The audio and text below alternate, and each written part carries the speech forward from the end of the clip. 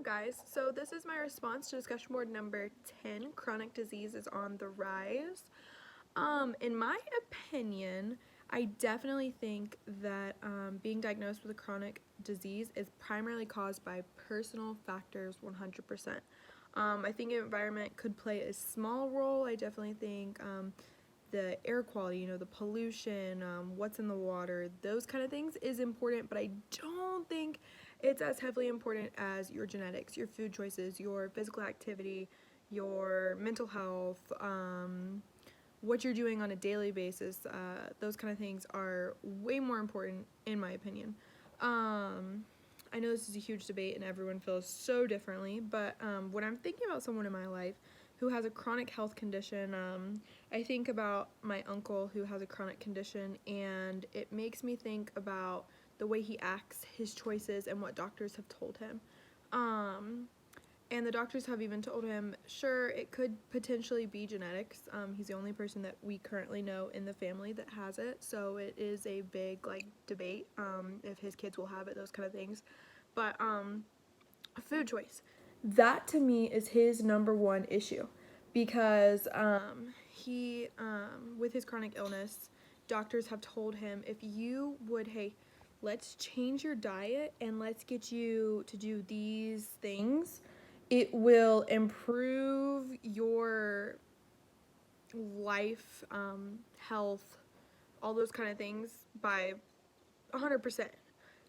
If you put down the packed ramen, all the McDonald's, and you decide, hey, today I'm going to have asparagus, I'm going to eat some Brussels sprouts, I'm going to have some fish, I'm going to have all of these things that are way healthier and way more important for your body, it would be better. If you were more physically active, then you would be looking better, and you could even counteract some of these things that are happening to you if you were actually doing the physical therapy, if you were actually doing X, Y, and Z. It also makes me think about a college professor that I've had who was at a different college, who had a chronic illness, was a huge advocate for the chronic illness. I remember her telling us that she was a part of a committee in Georgia that was trying to get marijuana passed because it helps her chronic illness. So every year she spends 6 months living in Colorado, because it is legal there and it helps her by so much to feel better. And I remember in a class, we had 3 class face-to-face meetings, and she told us all the information first meeting.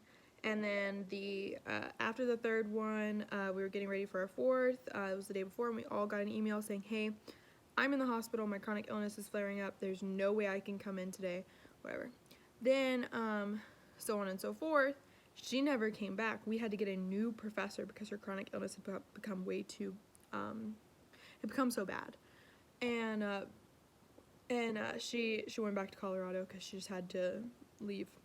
But I also, some background knowledge on her, she was highly overweight, and she even told us that before the chronic illness became a thing. It ran in her family. Her mom had it.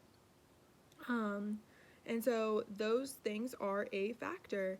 And she also was not very physically active. She wasn't doing all the things she needed to. And I think that is what people need to be more focused on. Are you physically active?